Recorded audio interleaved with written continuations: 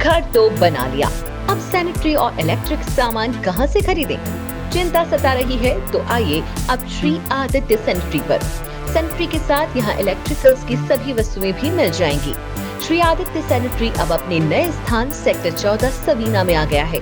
इस विशाल शोरूम में सैनिटरी की सभी वस्तुएं देश की लीडिंग कंपनीज जैगवार, सेरा, जल आदि कंपनियों के प्रोडक्ट्स की विशाल रेंज आपको यहाँ मिलेंगी। साथ ही अब गोल्ड मेडल कंपनी के सभी इलेक्ट्रिकल्स प्रोडक्ट की विशाल रेंज भी यहाँ देखने को मिल जाएगी। अधिकृत विक्रेता gold medal switches and systems. हमारा शोरूम पता है Sabina sector 14, 100 feet road, Udaipur. संपर्क करें उज्जवल जैन 9460253186 8005591556।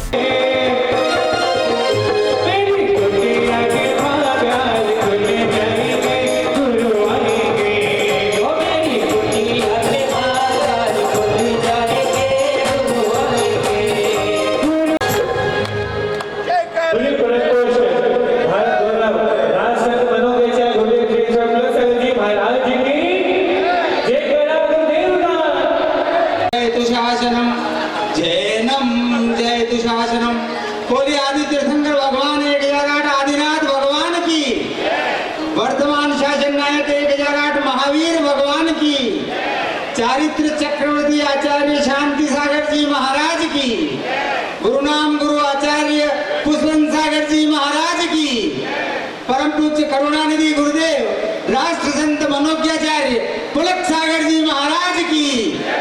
सम्मानित महानुभाव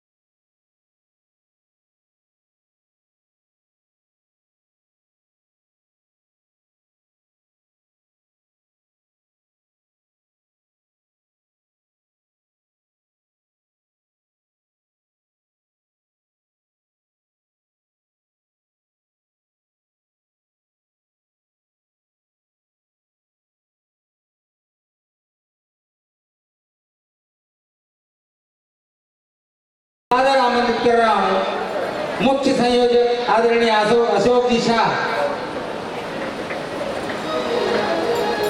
श्रीमान दीपक जी सुखाड़िया प्रमुख राजनेता कांग्रेस का स्वागत करने के लिए सादर आमंत्रित हैं नीलकमल जी साहब अजमेरा। प्रसिद्ध उद्योगपति श्रीमान डॉक्टर अनुभव जी लोहाड़िया साहब का स्वागत करने के लिए सादर आमंत्रित हैं श्रीमान राजकुमारी साहब फतावत। श्रीमान दिग्विजय सिंह जी साहब श्रीमाली अध्यक्ष श्रीमाली समाज का स्वागत करने के लिए सादर आमंत्रित है श्रीमान राजकुमार साहब फतावत एवं विवेक जी वशिष्ठ।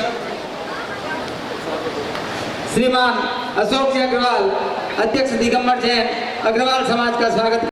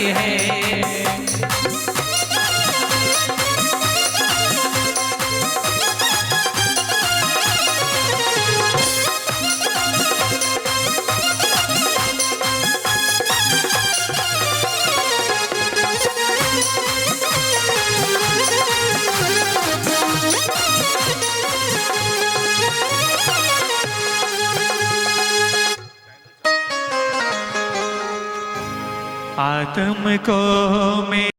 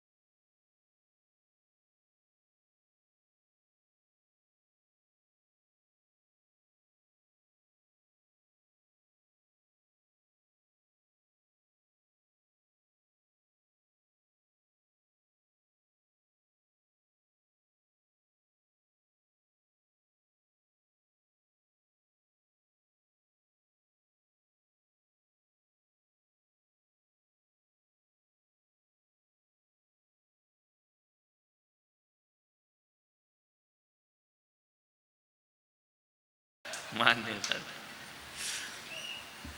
कब तक ये बूढ़ी देह लेकर के जिए? ध्यान रखना, नहीं तुम्हें नहीं कह रहे, तुम तो अभी और जियोगे। आशीर्वाद है तुम्हारे लिए, तो आजू बाजू वाले वो जाने उनका क्या होगा, तुम जियो। मान्यवर, ये जर्जर काया, ये बोझ, ये बूढ़ा शरीर, ये थका हुआ शरीर, इसे लेकर कितना जियोगे मेरे भाई? मैं ये नहीं कह रहा हूं कि जाके कूद जाओ फतेह सागर में, नहीं, लेकिन आपसे निवेदन है, ये बूढ़ों से पूछो जिनको मौत नहीं आ रही है कि नया जोश और नई जवानी वो कहां से पाएंगे। यदि मृत्यु होगी तो नई जवानी मिलेगी, मृत्यु होगी तो नया जोश मिलेगा। मृत्यु होगी तो नया जन्म मिलेगा। हम उस संस्कृति में जीने वाले लोग हैं जहाँ पुनर्जन्म पर विश्वास किया जाता है मेरे भाई। यहाँ दोबारा भी जन्म होता है। मृत्यु पूर्ण विराम नहीं है, मृत्यु अल्प विराम है, ध्यान रखना। मृत्यु मंजिल नहीं है, मृत्यु अगले मार्ग का, अगले जीवन का प्रवेश द्वार हुआ करता है। मैं आपसे निवेदन कर रहा हूं, एक सम्राट ने पूरी धरती जीत ली, पूरी दुनिया जीतने के ख्वाब देखे। पूरी दुनिया को जीतने के बाद सम्राट तलाश में था। उसने सुना था, साहित्य में लोगों के मुख से सुना था कि दुनिया में अमृत नाम की भी कोई चीज होती है। उसने पूरी जिंदगी खाक छानी कि कहीं से मुझे अमृत मिल जाए तो मैं अमर हो जाऊंगा। रावण ने भी सोचा था कि मेरी नाभि में अमृत है, मेरी मृत्यु नहीं हो सकती है। रावण ने बहुत सारे ख्वाब देखे थे। रावण ने देखा था कि धरती से स्वर्ग तक सीढ़ी बना दूंगा, आदमी को मरना नहीं पड़ेगा, जीते जी स्वर्ग चले जाएंगे लोग, ध्यान रखना है। रावण ने सोचा था कि धरती पर स्वर्ग उतार दूंगा। ये बड़े बड़े अरमान लेकर जीते रहे, मौत ने किसी के सपने पूरे नहीं होने दिए। ध्यान रखना, सम्राट ने सोचा कि अमृत पान करूं, मैं अमर हो जाऊं। जो आया है वो अमर होना चाहता है, मरना नहीं चाहता है। वो गया, आखिरकार एक दिन उसे एक दूर सुदूर पहाड़ी पर एक गुफा दिखी। उसने पूछा सम्राट ने कि ये क्या है? बोले गुफा है। तो बोले गुफा में क्या है? बोले अमृत कुंड है, वहां अमृत भरा है, जो पी लेता है वो अमर हो जाया करता है। सम्राट ने कहा फिर क्या है?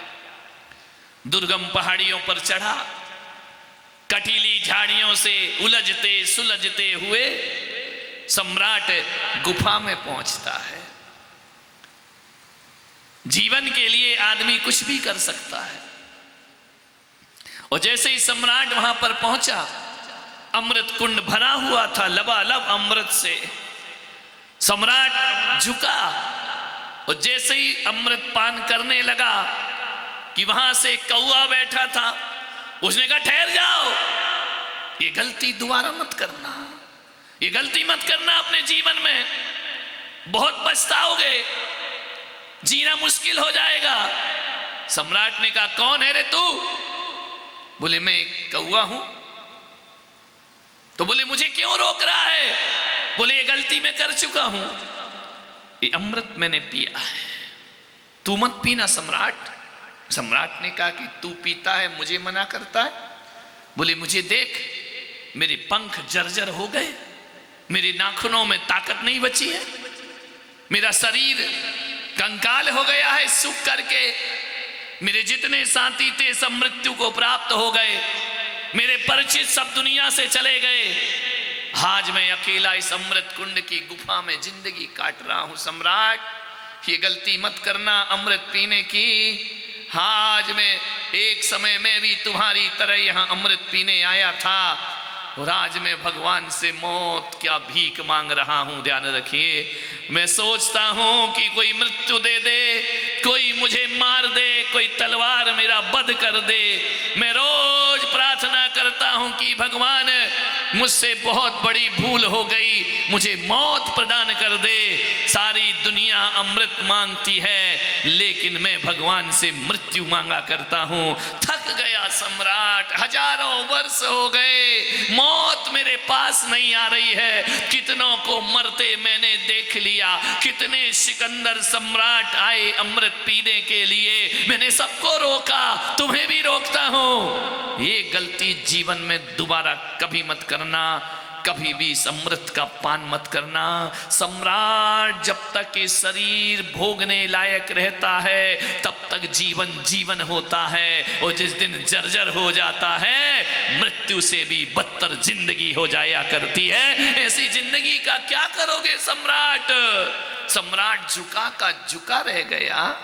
कौवे ने कहा कि देख सम्राट, मेरा कहना मान, मैं चिल्ला रहा हूं, मैं भीख मांग रहा हूं, कि कोई मुझे मृत्यु प्रदान कर दे। ध्यान रखना, ज्यादा लंबी आयु, ज्यादा लंबा जीवन मृत्यु से भी बदतर हुआ करता है। ध्यान रखिए, विचार करना, जब अपने ही घर में उपेक्षाएं होती हैं, ज्यादा जियोगे कौन पूछेगा तुमको। ध्यान रखना, जब तक हाथ पैर चल रहे हैं, बाबूजी भोजन करो, बाबूजी चाय पियो, बाबूजी पानी पियो, और जिस दिन बाबूजी खाट से लग गए उस दिन कौन बाबू और कौन बाबूजी। ध्यान रखना, कहाँ की चाय कहाँ का सम्राट। संभल जाओ, सब कुछ करना, अमर होने के ख्वाब कभी मत देखना। ध्यान रखना है।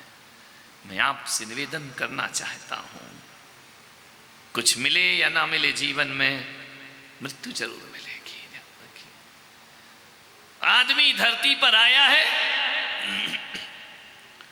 पढ़ लिख कर कुछ बन पाए या ना बन पाए, वो देश की ऊंचे से ऊंचे पदों पर पहुंच जाए या ना पहुंच पाए, तुम इस धरती में कुछ पा सको या ना पा सको, लेकिन मैं पुलक सागर कहता हूं कि कुछ मिले या ना मिले, आदमी को मौत जरूर मिलेगी। ध्यान रखना, मरना आदमी को जरूर पड़ेगा। जो आया है उसे दुनिया से जाना जरूर पड़ेगा। जब जो चीज निश्चित है, जब डिसाइड है कि मरना ही है, तो मैं आपसे कहता हूं, जी जी के जिए उदयपुर वालों, मर मर के क्या खाक जिया करते हो। ध्यान रखना, जिंदगी की अंतिम क्षण में भी जिंदा रह करके जियो। ध्यान रखना, जिंदगी जिंदा दिली का नाम है, मुर्दा दिल क्या खाक जिया करते हैं। ध्यान रखिए, बुढ़ापे में भी जीवन में नृत्य होना चाहिए, जीवन में आनंद होना चाहिए, जीवन में उत्साह होना चाहिए, जीवन में उमंग होना चाहिए। एक बात याद रखना, बुढ़ापे में भी यदि आनंद है तो जिंदगी जीने लायक है, और जवानी में भी विषाद है तो जिंदगी मरने के समान हुआ करती है। जिंदगी को जियो, आनंद से जियो। कई ऐसे बुद्धिजीवी हैं, वो ताली नहीं बजा सकते, शर्म आती है, वो नाच नहीं सकते, शर्म आती है। ऐसी कैसी अनुशासन कि आदमी का जीवन रूखा हो जाए। मैं तो कहता हूं कि जब नाचने का मन करे ना, दरवाजे बंद कर लेना और जी भर के नाच लेना, जिंदगी उसी का नाम हुआ करता है। ध्यान रखना, जब हंसने का मन करे तो जी भर के हंस लेना, जब रोने का मन करे तो जी भर के रो लेना। मैं आपसे निवेदन करता हूं, अरे हंसो तो जरा जम के हंसो कि हंसना बाकी ना रहे, रो तो जरा जम के रो कि रोना बाकी ना रहे। अरे जाओ तो जियो तो ऐसे जियो कि जीना बाकी ना रहे, और जाओ तो ऐसे जाओ कि फिर लौट कर आना बाकी ना रहे, और आओ तो ऐसे आओ कि फिर यहां से घर जाना बाकी ना रहे। लेकिन तो आदमी का मन है, भोजन करता है तो दुकान की याद करता है, दुकान में बैठता है तो मंदिर की याद करता है, मंदिर में बैठता है तो बच्चों को याद करता है। आदमी जहां है वहां जीना ही नहीं। मैं कहता हूं, ना भूत में जियो ना भविष्य में जियो, वर्तमान में जीने का प्रयास करो। और जो आदमी वर्तमान में जीता है, मैं गारंटी से कहता हूं, जो वर्तमान में जीता है वो वर्धमान बन जाया करता है। ध्यान रखिए, क्या कल की चिंता कर रहे हो, क्या पिछला सोच रहे हो, आज में जियो, इसी वक्त जियो। खाना भोजन करने बैठो, एक बात बताना ईमानदारी से, तुम भोजन करते समय भोजन ज्यादा करते हो या विचार ज्यादा खाते हो? रोटी ज्यादा खाते हो कि विचार ज्यादा खाते हो? ध्यान रखना, ज्यादा विचार मत खाओ। और महिलाओं से भी निवेदन है, बेचारा थका हुआ हारा हुआ आता है, घर की शिकायतों का पुलिंदा भोजन के समय निकलता है तुम्हारा। खा रहे हो, ले लो, तुम्हारी माँ ने ऐसे कहा, तुम्हारी बहन ऐसी, अरे धत तेरे की, आदमी भोजन करे या तुम्हारी शिकायतें सुने जीवन में? आपसे निवेदन है नहीं। इसलिए महावीर भगवान ने कहा है, भोजन करो तो मौन पूर्वक भोजन करो। ध्यान रखना, एक संत होते हैं जो मौन से खाते हैं, एक तुम हो जो मौन से नहीं। एक बात याद रखना, जो मांग मांग कर खाता है, ध्यान रखिए, जो मांग मांग कर खाता है वो भिखारी होता है, वो जो मना कर करके खाता है वो संत हुआ करता है। ध्यान रखिए, संतों को मना मना के खिलाया जाता है। महाराज एक गिलास ले लो, प्लीज एक गिलास ले लो, मेरे द्वारा ले लो। विचार करो, इतने आइटम बनते हैं, महाराज खाते नहीं है, ध्यान रखना। वो नाना करते हैं, तुम खिलाते हो। वो तुम 3 बार आवाज लगाते हो, पापड़ ला पापड़ ला पापड़ ला, तब तक रोटी खत्म हो जाती है पापड़। एक पति ने पत्नी से पूछा कि पापड़ और झापड़ में क्या अंतर है? पत्नी उदयपुर की थी, बोली बताऊं पापड़ और झापड़ में क्या अंतर है? बोले बता पापड़ और झापड़ में क्या अंतर है? पत्नी बोली खा के देख ले, पता पड़ जाएगा पापड़ और झापड़ में क्या अंतर है। ध्यान रखिए, 10 बार मंगाओ तो भी नहीं आता है, ऐसी जिंदगी नहीं। मान्य विचार करिए, आनंद से जियो। रोने के लिए जीवन नहीं मिला है। और एक बात याद रखना, पशुओं को कभी हंसते नहीं देखा होगा तुमने, देखा है कभी? नरकों में कोई सवाल ही नहीं हंसने का। सुनील जी, नरकों में हंसते हैं? नहीं हंसते। इतनी गारंटी से पावर से बोल रहे, वहीं से आए हो क्या? नहीं तो इतने कॉन्फिडेंस से कैसे बोल रहे कि नहीं हंसते? हम तो अंदाज बोल रहे, इन्हें तो कॉन्फिडेंस दे दिया। विचार करिए, मान्य हंसने का वरदान मनुष्य को मिला है। कुछ लोग ऐसे हैं, मिल जाए तो भी रोते हैं और नहीं मिले तो भी रोते हैं। नहीं, आनंद में जियो, परमानंद है जीवन। और मैं पुलक सागर कहता हूं कि जिसके जीवन में आनंद होता है उसके साथ हमेशा परमानंद हुआ करता है। वो जो रो रो कर जीता है, तुम तो ऐसे हो कि मंदिर भी जाओ तो रोते ही जाते हो। भगवान तूने ये नहीं किया, भगवान तूने वो नहीं किया, पड़ोसी के घर मर्सिडीज है, मेरे घर 2 व्हीलर, धत तेरे की। वहां भी जाके रोगे जिंदगी में। ध्यान रखना, एक बात याद रखो, रोते रोते मंदिर जाओगे तो रोते रोते लौटोगे, और हंसते हंसते जाओगे तो हंसते हंसते लौट करके वापिस। ये दुनिया भी एक मंदिर है, इसे रोना बनाना है या हंसना बनाना है, आपसे मेरा आग्रह है, निवेदन है। एक बात याद रखिए, मौत तो जरूर होगी, कुछ मिले या ना मिले, मृत्यु जरूर मिलेगी। एक बात बताऊं आपसे, गांधी की जीवन स्टोरी पढ़ो या ना पढ़ो, वर्णी जी की जीवन गाथा पढ़ो या ना पढ़ो, आपसे आग्रह है मेरा, किसी भी व्यक्ति की लाइफ स्टोरी पढ़ो या ना पढ़ो, महापुरुषों का चरित्र पढ़ो या ना पढ़ो, समय सार पढ़ो या ना पढ़ो, गीता पढ़ो या ना पढ़ो, आपसे मेरा आग्रह है, इतना निवेदन है कि आदमी को दुनिया के कोई शास्त्र पढ़े या ना पढ़े, आदमी को अपनी मृत्यु का शास्त्र जरूर पढ़ना चाहिए। ध्यान रखना है। मैं सोचता हूं कि जहां तक गीता है, जहां तक समय सार है, जहां तक कुरान है, बाइबल है, ये तुम्हारे जीवन में क्रांति पैदा नहीं कर सकते हैं, लेकिन यदि आपने अपनी जिंदगी की मृत्यु का शास्त्र पढ़ लिया, आपकी क्रांति होने में ज्यादा देर नहीं लगेगी। एक सेठ था, मर रहा था, दर्शन करने आया, उसका जन्मदिन था, मेरे पास आया, सेठानी साथ थी, बोले महाराज आशीर्वाद दे दो। मैंने कहा किस बात का? बोले आज जन्मदिन है। मैंने कहा तुम्हारा? बोले नहीं इनका। तो मैंने कहा ये तो बोल ही नहीं रहा है। तो बोले क्या करे, यही तो इनकी आदत खराब है, मुझे ही सब बोलना पड़ता है। ध्यान रख। मैंने कहा इनका जन्मदिन है। तो मैंने कहा काय का आशीर्वाद दे दूं? मैंने कहा कितने साल के हो गए दादाजी? बोले 80 साल के जन्मदिन मना रहे हैं। तो मैंने कहा बोलो क्या आशीर्वाद दूं? बोले दीर्घायु। तेरे की। मैंने कहा 80 साल में दीर्घायु? 80 में तो रस्सी की तैयारी करो, वो तुम्हें लस्सी दिखाई दे रही है। ध्यान रखना है मान्यवर। मैंने कहा 80 साल में दीर्घायु? बोले हाँ महाराज, अभी तो मैं जवान हूं, अभी कहां मरना है मुझे। पत्नी ने कहा महाराज आशीर्वाद दे दो। दे दो, काय को माथा फोड़ी कर रहे हो, मैं भी इनसे ज्यादा नहीं उलझती, आप भी मत उलझो, 80 साल के हैं, दे दो इनको आशीर्वाद दे दो। मैंने कहा जाओ सेठ जी, 7 दिन में तुम मर जाओगे। अरे पत्नी बोली महाराज मैं जन्मदिन पे तुम्हारे पास लाई हूं, तुम कह रहे 7 दिन में मर जाओगे, इससे अच्छा तो मुझे आना ही नहीं था। तुम दुआएं दे रहे या बद दुआएं दे रहे हो? मैंने कहा सेठानी चिंता मत कर, ये सेठ तेरा 7 दिन में, बोले तुमको ज्योतिष आता है? मैंने कहा बिल्कुल आता है। बोले कि आपको कोई अवावधि ज्ञान है? मैंने कहा वो भी है। बोले आप भविष्य वक्ता है? मैंने कहा वक्ता हूँ। तो बोले क्या, ये क्या बोल रहे हो आप? बोले सही बताओ महाराज तुमको भविष्यवाणी आती है? अरे मैंने कहा 100% आती है। ये 7 दिन में मरेगा, ये बचने वाला नहीं है। घर गया, रास्ते से अनमना सा और ले चल महाराज के पास।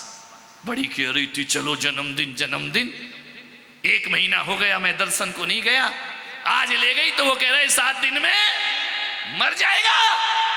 घर गया, केक बना, 80 मोमबत्तियां लगी। ध्यान रखना, वाह रे आदमी कैसे जन्मदिन मनाता है, विचार करिए। अब मोमबत्तियां लगी हैं, सेठ जी से कहा कि फूको। अरे बोले खाक फूको, 7 दिन बाद तो हम ही फूक जाएंगे, काय का जन्मदिन। अरे सेठानी ने कहा कि करो, तो बोले नहीं नहीं मेरा मन नहीं है बिल्कुल, तूने आज पूरा मूड खराब कर दिया।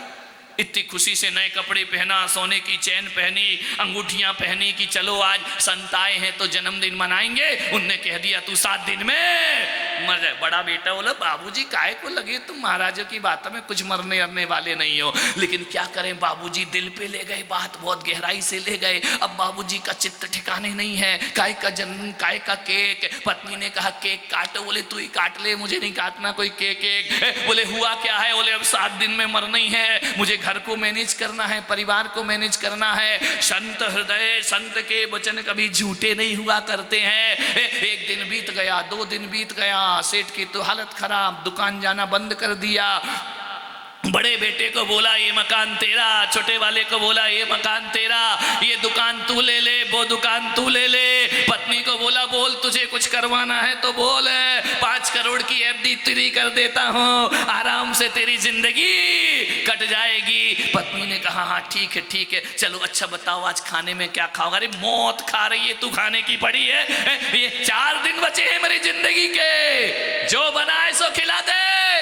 बोले तुम तो बड़े नखरे करते थे खाने में। अरे बोले मैं खुद ही मर रहा हूँ, क्या खाने की, बना दे कुछ। बोले क्या? बोले मूंग की दाल रोटी गला के दे दे, कुछ भी खा लूंगा, भर लूंगा। अब 3 दिन बचे, 3 दिन बचे हैं। सेठ ने कहा ला माला उठा के ला, माला उठा के ला। नमो अर्यंताड़म, नमो सिद्धाड़म, नमो आयदियाड़म, मरना है मरना है मरना है। 2 दिन बचे, 2 दिन बचे, 2 दिन बचे। प्रभु पतित पावन में अपावन चरण आयो शरण जी, हे भगवान बचाओ, हे भगवान बचाओ। 1 दिन बचा, 1 दिन बचा, 1 दिन बचा। सेठ ने कहा आज मैं किसी से बात नहीं करूंगा, आज मेरा एक आसन है। पत्नी ने कहा एक आसन में क्या खाओगे? बोले नाटक मत कर, आज मेरा मन कर रहा उपास ही कर लेता हूं, क्योंकि उपास करूंगा तो संथारा हो जाएगा, समाधि हो जाएगी। पूरे दिन सेठ ने खाना नहीं खाया, रात सोया। 11 बजे घड़ी टिक टिक टिक टिक टिक टिक टिक।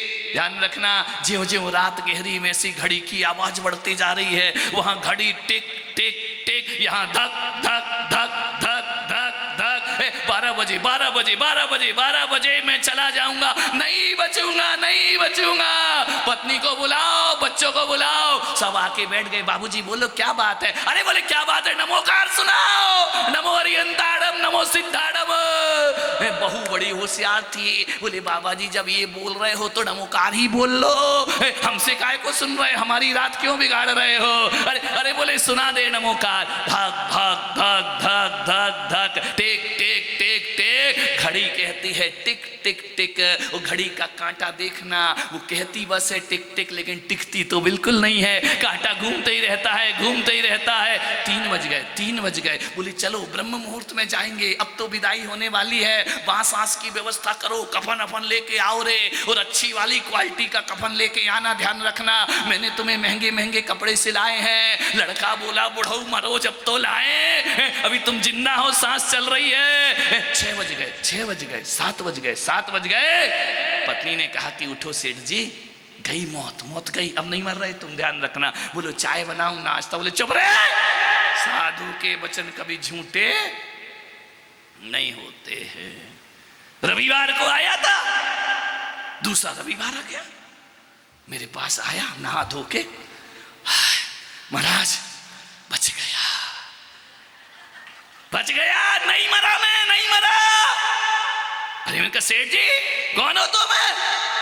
बोले मैं वो ही हूं, 7 दिन पहले आपने कहा था कि तू 7 दिन में नहीं मरा महाराज, बिल्कुल नहीं मरा, आपकी वाणी गलत हो गई, आपकी सब चीजें गलत है, सब फ्रॉड है, साधु संतों में कुछ नहीं रखा है, मैं नहीं मरा। मैंने कहा क्या लग रहा है? अरे बोले ऐसी सांस ले रहा हूँ गहरी ठंडी जैसे रामदेव बाबा का योगा चल रहा हूँ, ध्यान रखना है। बोले नहीं मरा, मैं नहीं मरा। मैंने कहा सेठ तू मरेगा, तू मरेगा। बोले महाराज एक बात बताओ, मेरे पीछे हाथ धो के काय को पड़े हो कि मरेगा मरेगा? और भी लोग तो उदयपुर में बैठे हैं, उनको दे दो बद्दुआएं कि ये निपट जाए।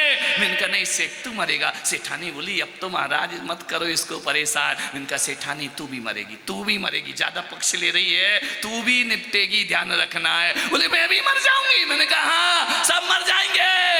बोले महाराज तुम कैसे महाराज हो? मैंने कहा मैं तो उल्टी खोपड़ी का महाराज हूँ, ध्यान रखना। बोले अरे जिंदा का झूठ तो आशीर्वाद दे दो। अरे मैंने कहा जो सच है वो सच है, तुम मर जाओगे। बोले महाराज हम तो मरे नहीं, गलत हो गया। मैंने कहा एक बात बता सेठ, 7 दिन जीवन तूने कैसा जिया? बोले महाराज 80 साल बेकार गए, हकीकत जिंदगी तो 7 दिन ही मैंने जी है। भगवान का नाम लेता रहा, परमात्मा का नाम लेता रहा। मुझे दोस्त यार याद नहीं आए, मुझे परिवार याद नहीं आया। 24 घंटे एक लगता नमो अरिहंताड़म नमो सिद्धाड़म नमो अरिहंताड़म नमो सिद्धाड़म, भगवान के अलावा मुझे कुछ नहीं दिखा।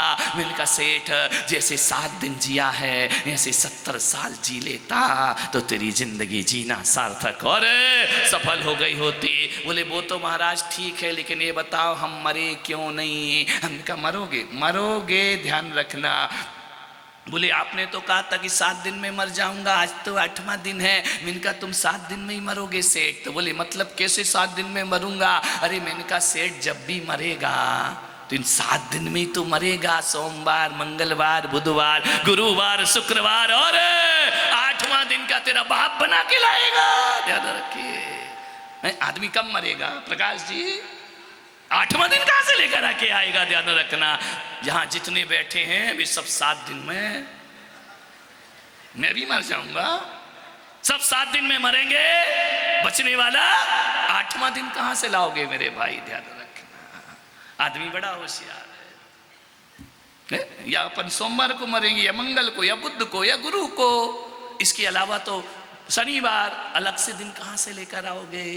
हर आदमी 7 दिन की जिंदगी मन के मनुज की, ध्यान रखना है। 7 दिन बाद सबको मर जाना है, इन्हीं 7 दिनों में मरेंगे। मान निवेदन है आपसे। मैंने कहा सेठ जैसा जीवन तुमने जिया है ऐसा जीवन यदि तुम जिंदगी भर जियो तो मैं कहता हूं तुम्हें किसी स्वर्ग की तलाश नहीं करना पड़ेगी, स्वर्ग बाहें फैलाकर तुम्हारा इंतजार करेगा, ध्यान रखना।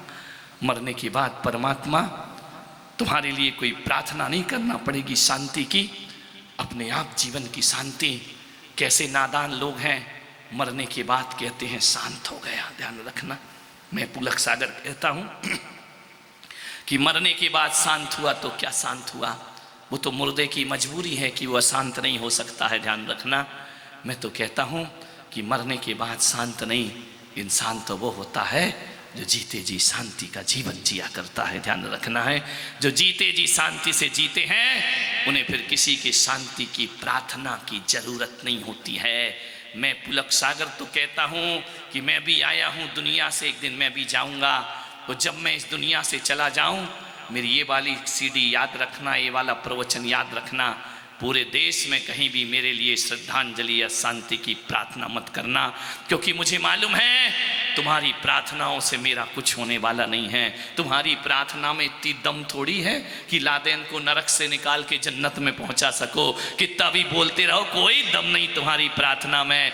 मैं चाहता हूं मेरी मृत्यु के बाद जगह जगह मेरी शांति की प्रार्थना मत करना, क्योंकि मैं भगवान महावीर से कह चुका हूं कि भगवान दूसरों की प्रार्थनाओं से स्वर्ग नहीं मिलता है। मैं अपनी शांति की व्यवस्था खुद करके जाऊंगा, ध्यान रखिए। अपने जीवन में अपनी शांति लेकर खुद कर। मैं नहीं चाहता हूं कि मेरे लिए कोई कहे कि भगवान इसे अपनी शरण देना। मैं जीते जी भगवान की शरण में हूं, तुम्हारी कोई सिफारिश की जरूरत नहीं है, तुम्हारी किसी संवेदना की जरूरत नहीं है। ऐसा पवित्र जीवन बना लो कि तुम्हें किसी की प्रार्थनाओं की जरूरत ना पड़े। ध्यान रखना। तुम्हारी प्रार्थनाओं में कोई दम है क्या मेरे भाई? कल तक तो कहते थे धरती का बोझ कब उठेगा, कब जाएगा, परेशान कर रखा है। और ऐसी प्रार्थना होती, मर गए तो कहते बड़ा भला आदमी था, बहुत जल्दी चला गया, भगवान अच्छे लोगों को जल्दी। कल तक तो कोस रहा था पानी पी पी कर, आज कह रहा है अच्छे लोगों को जल्दी उठा लेता है। मेरा चतुर्मास जयपुर में था, भट्टारक की नसिया में, ऐसी प्रार्थना है गजब। ऐसी प्रार्थना हो तो रोज वहां 6 बजे, सुबह 7 बजे, और मैं समझ जाऊं कि कोई निपट गया, गया हो गया काम है। नसिया जी में रोज एक दिन में कभी कभी तो 4 उठावने हो रहे हैं। मैंने कहा मुझे कहाँ लाके बिठा दिया इस नसिया में, कोई भी मरे जयपुर में उठावना वही होता है नसिया जी में जाकर, भट्टारक की नारायण सर्किल के पास। मैंने कहा यार एक रोज मरते रहते हैं। एक बार तो दुर्घटना घटी, ऐसी दुर्घटना क्या बताऊं राजकुमार जी, एक आदमी को 4 बार उठावने में जाना पड़ा, सुबह दोपहर और शाम को। अब कितना बोले, 2 मिनट माइक पे उसने एक पेपर निकाला। ध्यान रखना है 80 साल के दादाजी मर गए। अब बोल रहा है कि बड़ा दुख की बात है, आज हमारे बीच फलाने चंद जी नहीं रहे, भगवान ने उन्हें बहुत बुरा किया, अल्पायु में उठा लिया। लोग बोले पागल 80 में गया है, अरे बोले सॉरी कागज दूसरा निकल गया है। ध्यान रखना, वो तो श्रद्धांजलि भी लिख के लाया था। ध्यान रखिए, वो 7 साल के बच्चे का 80 में पढ़ दिया उसने। मान्यवर, इन प्रार्थनाओं से कुछ होने वाला नहीं। जीते जी शांति की व्यवस्था करो। निकल रहा था मैं रास्ते से, एक बगीचे से गुजरा। उस बगीचे में मैंने गुलाब के खुले हुए फूल से पूछा, बड़ा इठला रहा था। हवा के झोंके में, रिमझिम फुहार में युवा हो रहा था वह गुलाब का फूल, मदोन्मत्त हो रहा था। मैंने उस फूल की तरफ देखा तो मैंने कहा कि ऐ फूलों के राजा गुलाब, बड़े इठला रहे हो, शाम तक तो पत्ती पत्ती झड़ जाओगे। उस फूल ने कहा कि गुरुदेव, जब तक जी रहा हूं तब तक तो मुस्कुरा लेने दो, शाम का भरोसा कुछ भी नहीं। मैंने गुलाब के फूल से कहा कि ये पुष्पराज, जरा ये बताओ, क्षणभंगुर तुम्हारी जिंदगी, एक बात बता दो, तुम्हारी जिंदगी का सार क्या है? तुम जिए हो ना, किस लिए जिए हो? उस गुलाब के फूल ने कहा कि गुरुदेव, मेरी जिंदगी का सार मैं नहीं, इत्र है। मैं मर जाऊंगा, खुशबू बिखेर कर जाऊंगा। ध्यान रखिए, मैं हमेशा हमेशा लोगों को महकाते रहूंगा। मेरी जिंदगी का सार इत्र है। उस गुलाब ने पूछा कि गुरुदेव आपसे पूछूं? मैंने कहा पूछो। तो बोले आपकी जिंदगी का सार क्या है, इस इंसान की जिंदगी का सार क्या है? मैंने कहा ए गुलाब, यदि तेरी जिंदगी का सार इत्र है तो मेरी जिंदगी का सार मेरा चरित्र है। ध्यान रखना है, तू बिखर के खुशबू फैलाता है और मैं मिट के अपना चरित्र लोगों में स्थापित करके जाता हूं। ध्यान रखिए, आपसे मेरा निवेदन है, आदमी की जिंदगी का सार उसका चरित्र है, वो फूलों की जिंदगी का सार उसका इत्र हुआ करता है। अरे चरित्र में इत्र जैसी सुगंध भरो। अरे आदमी के जीवन का सार चरित्र है, तभी तो 2600 वर्ष के बाद भी भगवान महावीर हमारे हृदय में विराजमान है। ध्यान रखना, ऋषभदेव भगवान अरबों वर्षों के बाद भी हमारे हृदय में विराजमान है। मैं एक प्रश्न, पारस जी जरा, प्रकाश जी जरा खड़े हो जाओ। आपका नाम क्या है? माइक में बोलो, वैसे तुम्हारा गला ही माइक से कर, ऊपर नहीं।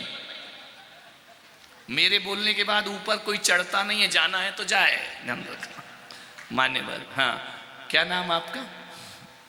सांसारिक नाम प्रकाश सिंह। नहीं, तुम अध्यात्म में कभी बने कहाँ हो जो सांसारिक नाम हो रहा है? तुम कौन सा अपने को संत समझ रहे हो?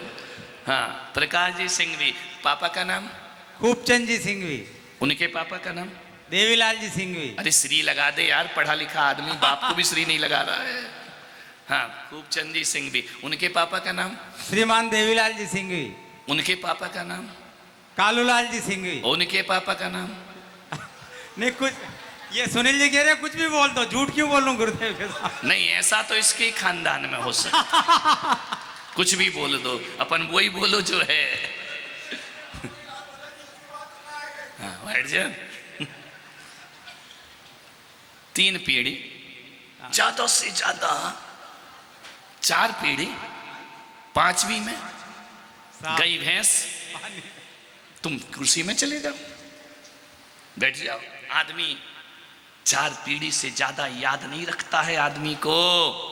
और थोड़ा जोर लगा दो, 5 पीढ़ी, इससे ऊपर तो राजकुमार जी कितनी पीढ़ी? 2, 3, 4, उसके बाद भूल जाता है ना आदमी। लेकिन क्या वजह है कि हमारी जिंदगी 4 पीढ़ी बाद खत्म हो जाती है और अरबों वर्ष पहले हुए ऋषभ देव आज भी हमें याद है। ध्यान रखना मानने वाले। 5000 साल पहले हुए नारायण कृष्ण आज भी हमें याद हैं। हजारों वर्ष पहले हुए श्री राम हमें आज भी याद हैं। वो 2600 साल पहले हुए भगवान महावीर आज भी हमारे हृदय में धड़क रहे हैं। मान्यवर, ये वो लोग हैं जिन्होंने शरीर में नहीं जिए, इन्होंने अपने जीवन में चरित्र को निकाल करके रखा। मान्यवर, कोई सेठ नहीं जाना जाता, कोई साहूकार नहीं जाना जाता, मरने के बाद आपका चरित्र उसे अमर बनाया करता है। ध्यान रखिए, आपका चरित्र कैसा है। दुष्चरित्र भी हो सकता है, सच्चरित्र भी हो सकता है। दुष्चरित्र वाले को भी दुनिया याद करती है। कभी रावण को नहीं भूल पाएंगे, कभी कंस को नहीं भूल पाएंगे, कभी महावीर को नहीं भूल पाएंगे, कभी राम को और कृष्ण को नहीं भूल पाएंगे। लेकिन एक बात याद रखना, दुष्चरित्र वालों को जब जब दुनिया याद करती है, रावण को याद करती है, तो रावण के पुतले जलाए जाते हैं, और राम को याद करो तो उनके मंदिर बनाए जाते हैं। ध्यान रखना है। अब सोचना आपको है कि लोग आपके मंदिर बनाए या आपके पुतले जलाएं। ये सोचना जिंदगी तुम्हारे हाथ में है। चाहो तो पुतले जलवा लो, चाहो तो आस्थाओं के मंदिर बन। जिंदगी है, ध्यान रखना, जिंदगी का सार उसका चरित्र है। ध्यान रखना। सीता भी याद किए जाती है तो शूर्पणखा भी याद की जाती है। ध्यान रखना। सोचना है आपको कौन सा कैरेक्टर होना चाहिए तुम्हारा, कौन सी जिंदगी होना चाहिए तुम्हारी। चबूतरे बनाने से आदमी अमर नहीं होता है। कब्रिस्तानों में ऐसी मजार है जहां कोई चिराग जलाने वाला दिखाई नहीं देता है, घास उग रही है उन पर। ध्यान रखना। और मेरे तीर्थंकरों की ऐसी पावन भूमियां हैं, समेत शिखर पर आज भी हजारों माथे झुका करते हैं, मस्तक झुका करते हैं। ध्यान रखिए मान्यवर, मनुष्य के जीवन का सार उसका चरित्र होता है। रविवार को पैदा होते हो, सोमवार को बड़े हो जाते हो, मंगलवार को पढ़ लिख लेते हो, बुधवार को विवाह हो जाता है, गुरुवार को बच्चा पैदा हो जाता है, शनिवार को बीमार हो जाते हो, शुक्रवार को बीमार हो जाते हो, शनिवार को अस्पताल चले जाते हो, और रविवार को दुनिया से। ये कोई जिंदगी है आदमी की? ये बड़ा भद्दा चरित्र है आदमी के जीवन का। ध्यान रखिए। आपसे निवेदन है, आपसे कहूंगा, मेरे एक शिष्य की मृत्यु हो गई। मैं उसी शहर में था। लोगों ने कहा कि आपका एक अच्छा भक्त चला गया, घर के लोग रो रहे हैं, आप चल के थोड़ा सांत्वना दे दो। मैंने कहा किसे? जो गया उसे या जो बैठे हैं उन्हें? बोले जो बैठे हैं गया वो तो गया। मैं गया उसके घर, मृत काया पड़ी थी। मैंने देखा और मुस्कुराया और लौट गया। घर के लोगों ने पूछा आपने कुछ नहीं बोला, आपको दुख नहीं हुआ आपका शिष्य दुनिया से विदा हो गया? मैंने कहा नहीं, मुझे कोई दुख नहीं हुआ। बोले आपका बड़ा अनन्य भक्त था, आपके लिए जान देता था, आपको इतना सा भी दुख नहीं? मैंने कहा जो मेरा शिष्य था, जो जीवित था, जो पड़ा है, वो पहले भी मरा हुआ था, और आज भी मरा हुआ है, और जो जीवित मेरा शिष्य था वो पहले भी जिंदा है और वो आज भी जिंदा है, ध्यान रखना है। मान्यवर, जो शरीर के लिए तुम रो रहे हो ये तो पहले से मृत्यु की मौत में समाया था। शरीर जिंदा कब रहता है, वह तो मरा हुआ होता है। और जो मेरा शिष्य था चला गया, मेरे आशीर्वाद लेकर गया है, इनका वो कल भी जीवित था, वो आज भी जीवित है और वो सदियों जीवित रहेगा। ये हमारे समय सार और गीता का ज्ञान हुआ करता है। हमने देह को नहीं, नैवं छिद्रन्ति शस्त्राणि नैवं दहन्ति पावका। नारायण कृष्ण ने कहा कि तुम जो हो, तुम्हें कोई जला नहीं सकता, कोई तुम्हें गला नहीं सकता है, कोई छत्र तुम्हें शस्त्र छेद नहीं सकते हैं, तुम अजर अमर आत्म पुरुष हो। ध्यान रखना, कौन मरता है, ध्यान। दबे दबे पाँव मौत आती है आने दो, मैं भी जाऊंगा तुम भी जाओगे, अंतर क्या होगा?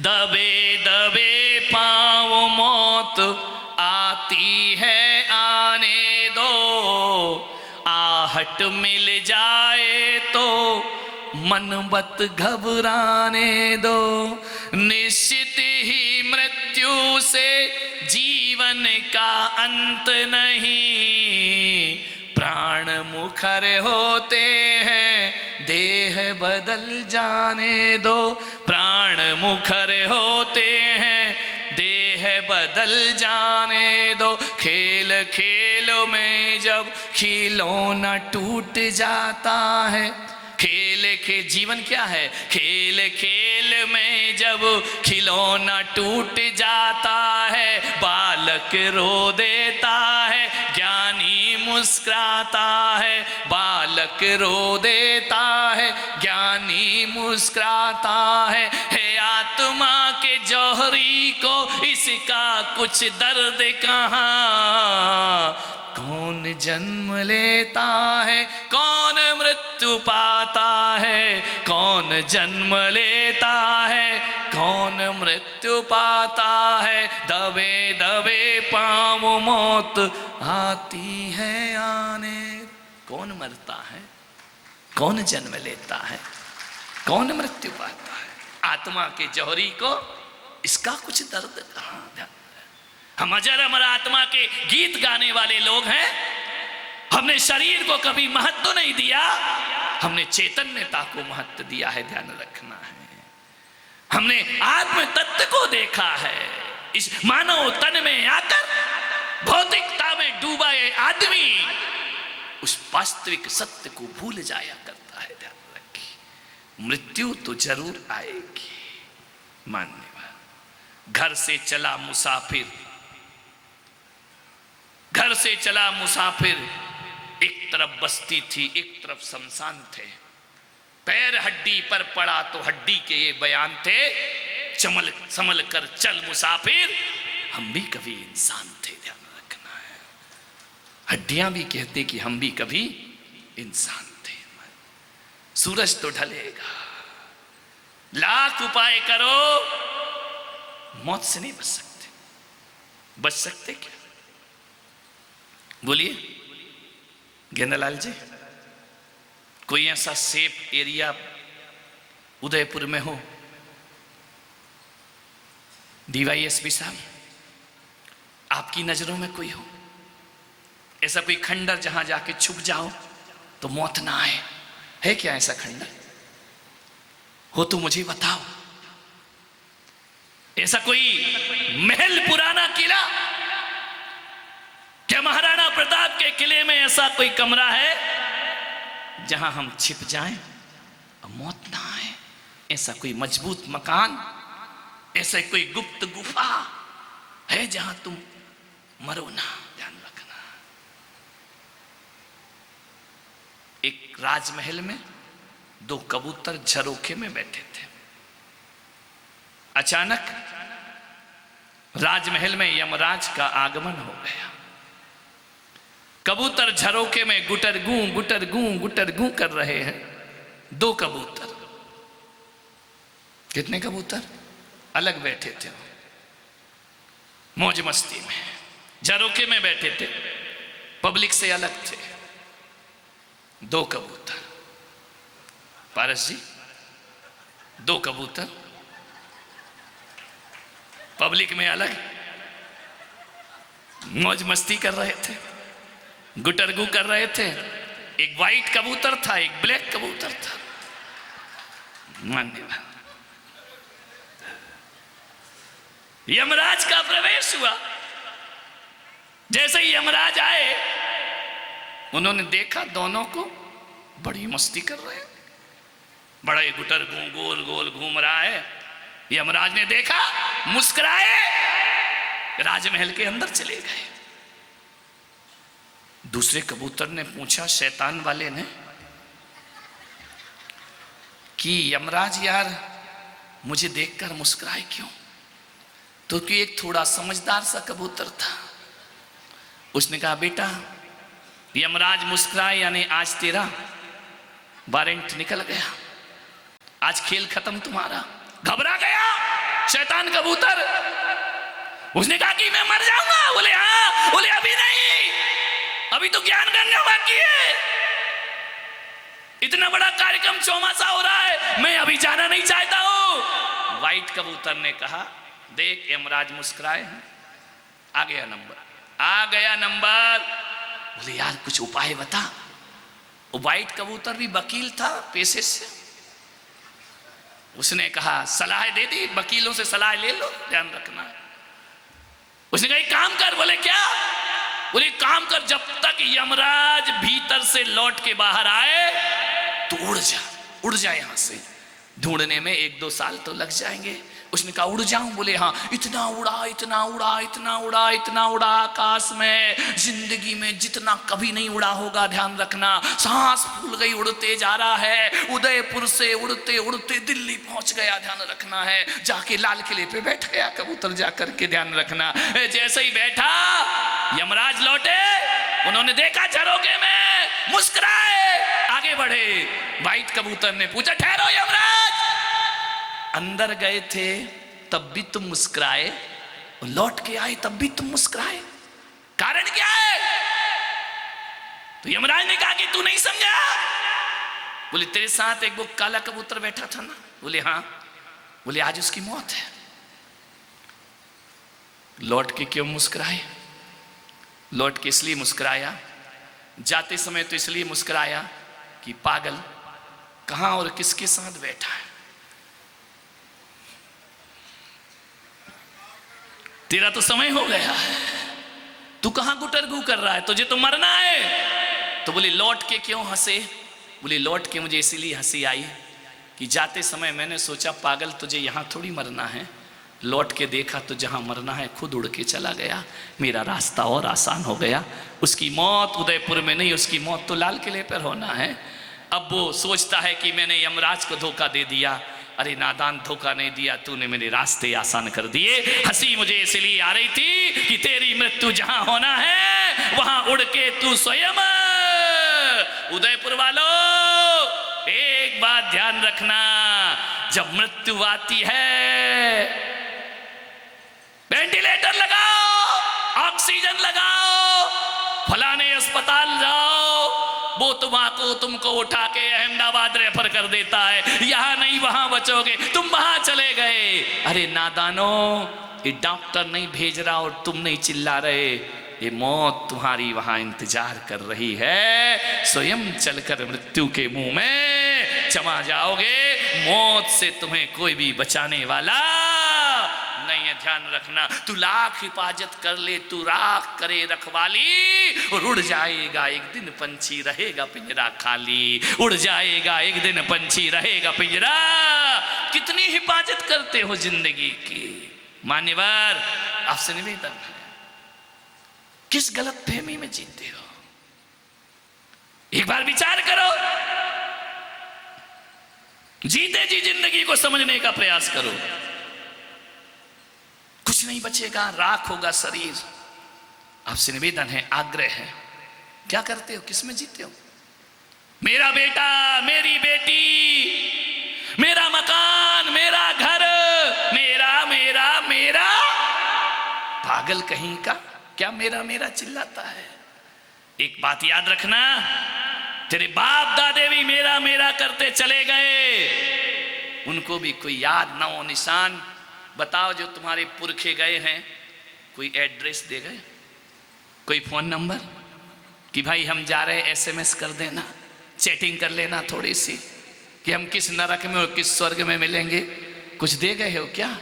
हजारों महफिलें होंगी, हजारों कारवां होंगे, वो जमाना हमको ढूंढेगा, न जाने हम कहाँ होंगे। ध्यान रखना है मान्यवर। जितने भी आए सब चले गए, मौत ने जमाने को वो समा दिखा डाला, कैसे कैसे रुस्तमों को खाक में मिला डाला। ध्यान, मेरा मकान, मेरा घर, मेरा परिवार, मैं आपसे निवेदन करता हूं, सम्मेद शिखर की यात्रा कर पाए या ना कर पाए कोई बात नहीं, वैष्णो देवी जा पाए या नहीं जा पाए कोई बात नहीं, मान सरोवर गए या नहीं गए कोई बात नहीं, मैं पुलक सागर आपसे कहता हूं कि रोज मंदिर जाते हो नहीं जाते कोई फर्क नहीं पड़ता है, लेकिन ऑफिस जाओ, दुकान जाओ, कहीं भी जाओ, किसी और के दर्शन करो या ना करो, अपनी गाड़ी एक बार शमशान की तरफ जरूर घुमाया करो। और मैं कहता हूँ 3 परिक्रमा भगवान की ना करो तो जलती हुई अर्थी की करो। जलती हुई अर्थी का मतलब होता है वो जीवन का अर्थ बता दिया करती है। ध्यान रखना, जो जीवन का बोध प्रदान कर दे, शायद मंदिरों से वो क्रांति नहीं होगी, जो क्रांति शमशानों से हो जाया करती है। आदमी मजबूर हो जाता है सोचने को कि एक दिन मैं भी खाक में मिल जाऊंगा। ध्यान रखिए, आज से निवेदन है, एक बात याद रखना, कंस, रावण, सिकंदर कहते हैं कि जब ये धरती पर चलते थे तो धरती कांपती थी। मैं पुलक सागर कहता हूं कि धरती कांपती नहीं थी, धरती इन मूर्खों पर हंसा करती थी। ध्यान रखना, धरती कहती थी ए माटी के पुतले, हम पे अकड़ के चलता है, अरे मेरे ही अंश, एक दिन तू मुझ में ही समाहित हो। माटी कहे कुम्हार से तू क्या रोंधे मोय, और एक दिन ऐसा आएगा मैं रोंधूंगी। तो ध्यान रखना, मरना तो जरूर पड़ेगा। क्या करके जी रहे हो? मेरा मेरा मकान। एक काम करना, आज घर जाना, जाओगे तो जरूर, क्योंकि अभी 10 मिनट है। मैं अपने कमरे में लेटा हुआ था, मैंने छत पे एक छिपकली देखी। मैंने छिपकली से कहा कि ऊपर क्यों लटकी है उल्टी, नीचे आओ। उसने पूंछ हिलाई, महाराज मैं नीचे नहीं आ सकती हूँ। मैंने कहा क्यों, आ जाओ ना, मैं तुमसे बात करना चाहता हूँ, मैं तुमसे चर्चा करना चाहता हूँ। छिपकली ने कहा महाराज जो भी चर्चा करना यहीं से करो, मैं नीचे नहीं आ सकती हूँ। मैंने कहा क्यों? बोले नहीं महाराज मैं नीचे नहीं आऊंगी, आपको जो भी तत्व चर्चा करना है यहीं से संवाद करो। मैंने कहा बहन नीचे आ जा। बोले मैं नीचे नहीं आ पाऊंगी। मैंने कहा क्यों? बोले मुझे आपकी चिंता है। मैंने कहा मेरी क्या चिंता है? बोले मैं नीचे आ गई तो छत गिर जाएगी और आप चले जाओगे दुनिया से। मैंने कहा पागल, छिपकली क्या सोचती है, ये छत मैंने संभाल रखी है। मान्यवर, छिपकली की सोच में तुम्हारी सोच में क्या अंतर है? ध्यान रखिए, आप सोचते हो गृहस्थी हमने संभाल रखी है। विचार करना, ये परिवार मुझसे चल रहा है, ये समाज मुझसे चल रही है, कितनी बड़ी गलतफहमी में जी रहे हो। मेरे भाई आपसे निवेदन है मेरा, कितनी भी मौत हो जाए, 1 दिन 2 दिन 3 दिन, चौथे दिन जो रो रहे हैं ना, यही हंसेंगे, यही महफिलें लगेंगी, यही नाचेंगे, यही कूदेंगे। आज मातम है, 12 दिन बाद तुम्हारे घर सहनाई बजने में ज्यादा देर। किस भ्रम में जीते हो? कौन रोएगा तुम्हारे लिए मेरे भाई? कौन कहता है तुम्हारे बिन जीवन नहीं चलेगा? मान्यवर, उधर से एक गाड़ी आ रही थी, बैलगाड़ी, अब तो दिखती भी नहीं है बैलगाड़ी। इधर से दूसरी बैलगाड़ी जा रही थी। एक बैलगाड़ी के नीचे 2 कुत्ते थे, एक शर्मा जी का कुत्ता था, एक वर्मा जी का कुत्ता था। दोनों चले आ रहे थे। वर्मा जी के कुत्ते ने कहा वे कुत्ते मर जाएगा मर जाएगा। बोले क्यों? बोले बैलगाड़ी के नीचे चल रहा है, ये बैल तुझे मार डालेंगे। शर्मा जी के कुत्ते ने कहा बेवकूफ, पढ़ा लिखा नहीं है क्या? सब वर्मा जी के कुत्ते ने कहा क्या पढ़ा लिखा? अरे बोले बैलगाड़ी मैं चला रहा हूँ, मैं चला रहा हूँ, बैल नहीं चला रहे हैं। वर्मा जी के कुत्ते ने कहा यार ये बैलगाड़ी ये चला रहा है। शर्मा जी के कुत्ते ने कहा मैं चला रहा हूं, तू क्या सोच रहा कि बैल चला रहे? तो वर्मा जी के कुत्ते ने कहा इसका भ्रम तोड़ना पड़ेगा, इसका डाउट तोड़ना पड़ेगा। वर्मा जी के कुत्ते ने कहा ठहर जा, ठहर। अब हुआ क्या, जैसे ही शर्मा जी का कुत्ता ठहरा, गाड़ी वाले ने गाड़ी संयोग से रोक दी, गाड़ी रुक गई। अब तो भ्रम और मजबूत हो गया। बोले देख, मैंने कहा था ना ये गाड़ी मैं चला रहा हूं। मान्यवर, कुत्ते की सोच, कुत्ते की सोच। और बोलो बोलो, हल्के शब्द में नहीं बोलता हूं, ध्यान रखना। आज घर में जाना, एक छिपकली बैठी होगी ना, उससे जाके एक बार पूछना कि वो बहन ये मकान किसका है? क्या बोलेगी छिपकली? क्या बोलेगी? नीलकमल अजमेरा का? क्या बोलेगी छिपकली?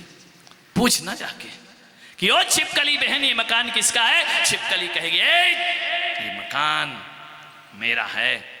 चिड़िया ने किसी कोने में घोंसले बनाए होंगे, पूछेगी चिड़िया से, पूछना ये मकान किसका है? तो चिड़िया क्या बोलेगी? ये मकान मेरा है। एक चींटी बिल बनाती है, उस चींटी से पूछना ये मकान किसका है? चींटी कहेगी मकान मेरा है। और एक कुत्ता तुम्हारे घर में रहता है, उससे पूछना मकान किसका है? कुत्ता कहेगा मकान मेरा है। और तुम्हारे बाप दादी भी कहते कहते चले गए मकान मेरा है, और तुम भी कह रहे मकान मेरा है। और अपने बच्चे से पूछना, बच्चा कहेगा पापा मकान मेरा है। पत्नी से पूछना, पत्नी कहेगी सुनो जी मकान मेरा है। कुत्ता भी कहेगा मकान मेरा है। तो कुत्ते की सोच में और हमारी सोच में ज्यादा अंतर नहीं होना चाहिए मेरे भाई, ध्यान रखना है। मेरा मेरा करके मत जियो। एक बात याद रखना, मेरा बेटा, मेरे प्रवचन का सार, हकीकत बताओ, बेटा तुम्हारा है? ईमानदारी से बताना, बोलो बेटा कब तक तुम्हारा है? जब तक, समझ में आ गया? ऐसी बातें आपको डायरेक्ट समझ में आती हैं, ध्यान रखना। विनोद जी बैठे हैं ना, उनकी मम्मी बहुत वात्सल्य भाव है मेरे से। एक दिन बोली कि विनोद की शादी का प्रसंग आया, मैं 15 दिन रोई टप टप आंसू करके। मैंने कहा लड़की थोड़ी तो विदा हो रही है। बोले नहीं, मैं इसलिए रोई कि अब बेटा मेरा नहीं, अब बेटा किसका हो गया?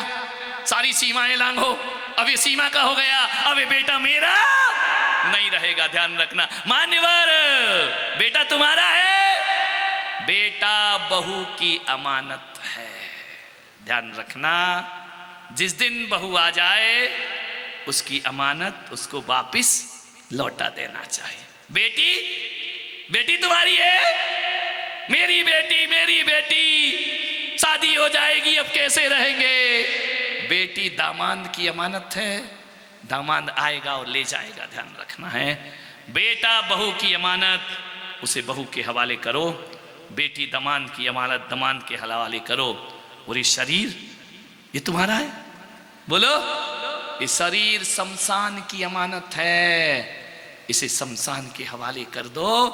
और ये आत्मा परमात्मा की अमानत है, इसे परमात्मा के हवाले कर दीजिए मेरे भाई, ध्यान रखना। अब बताओ तुम्हारा क्या बचा? तुम भी तुम्हारे नहीं हो, तुम्हारी आत्मा भी तुम्हारी नहीं है, वो भी परमात्मा की अमानत है, ध्यान रखना। लोगों ने मुझसे कहा महाराज आपने सन्यास क्यों ले लिया? मैंने कहा इसीलिए ले लिया, जो जिसकी अमानत थी उसे सौंप दी। शरीर शमशान की है, एक दिन शमशान को सौंप दूंगा। और मैं परमात्मा की अमानत हूँ, मैं परमात्मा के साथ रहा करता हूँ, भगवान के साथ रहा करता हूँ, क्योंकि आत्मा उस परमात्मा की है, ध्यान रखना। मान्यवर आपसे निवेदन है, सोचना है। एक ही बात मैं आपसे कहूंगा कि जो करना है आज कर लो, अभी कर लो, इसी वक्त कर लो। मरने के बाद किससे मिलने जाओगे मेरे भाई? मोहल्ला ही तुमसे मिलने आएगा। जो तुमसे जलते हैं ना, वो भी जलाने आएंगे, ध्यान रखना है। निवेदन है आपसे, मरने के बाद किससे मिलना है? जिससे मिलना है उदयपुर वालों, आज ही मिल लो, दिल से मिल लो। मरने के बाद तुम किसी से ना मिल पाओगे, ध्यान रखना। आपसे मेरा निवेदन है कि मरने के बाद किससे माफी मांगोगे? जीते जी माफी मांग लो, तुम्हारा जीना सार्थक हो जाएगा मेरे भाई। जिनसे अनबोले हो, बोलते नहीं हो, जीते जी संवाद शुरू करो। मरने के बाद तुम कुछ ना कर पाओगे। मरने के बाद किसे अच्छा कहोगे बताइए? अरे जीते जी अपने घर के लोगों को अच्छा कह दो अपने ओठों से, जीवन तुम्हारा स्वर्ग में परिवर्तित हो जाएगा मेरे भाई। आपसे मेरा निवेदन है, किसे कहोगे मरने के बाद जब ना कोई सुनने वाला होगा ना सुनाने वाला होगा? आपसे निवेदन है, फिर बाद में रोगे पछताओगे। इंतजार मत करो, समय बहुत हो चुका है जिंदगी को संभालने का। किससे लड़ते झगड़ते हो? ए माटी के पुतले ना इतरा के चल, तेरे जीवन का कोई भरोसा नहीं।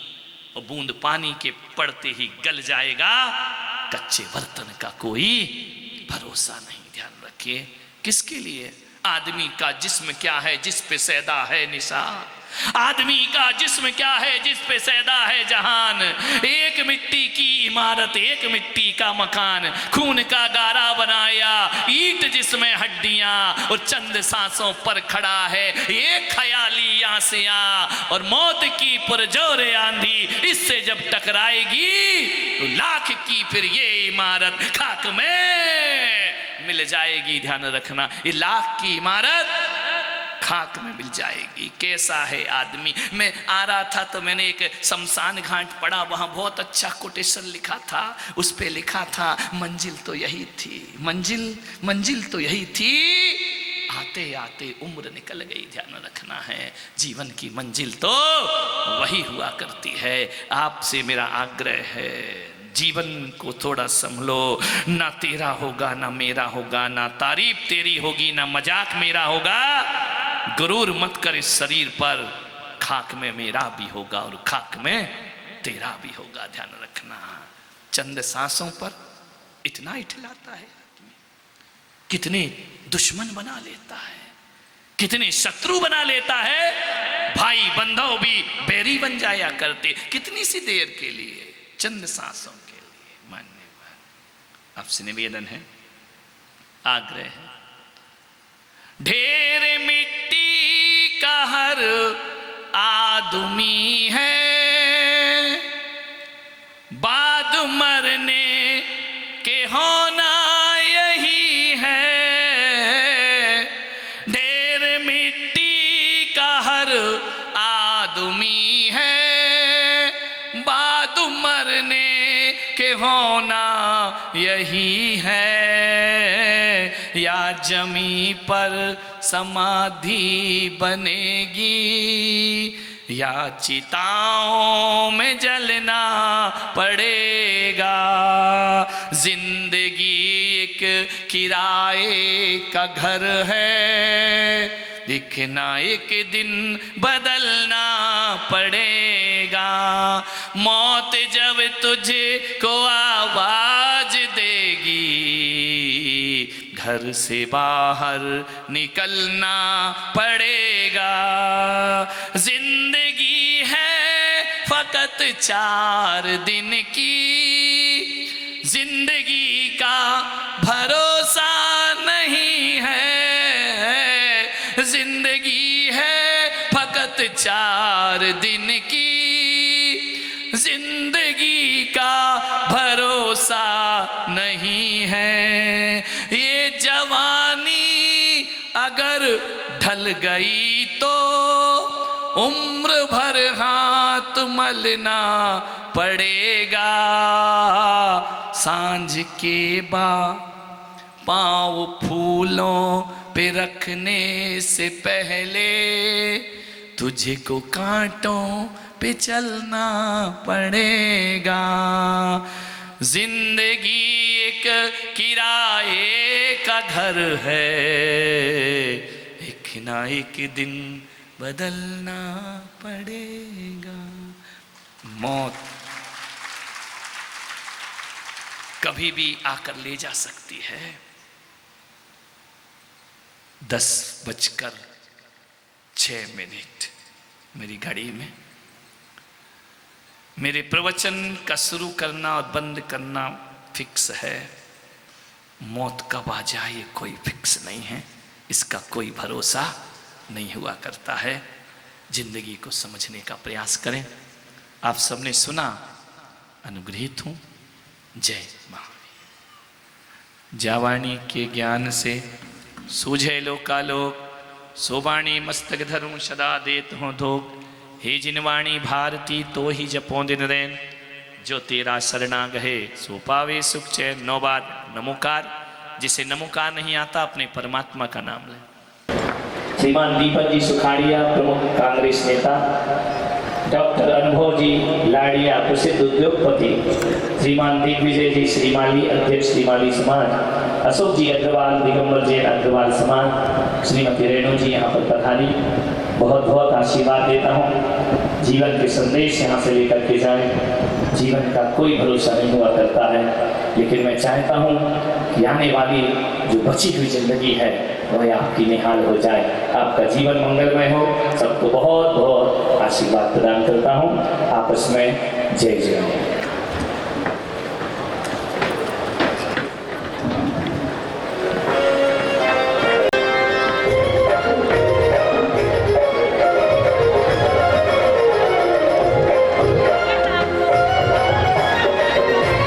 क्या उदयपुर में सिर्फ 13 लाख में UIT कन्वर्टेड प्लॉट मिल सकता है, वो भी फ्री रजिस्ट्री के साथ?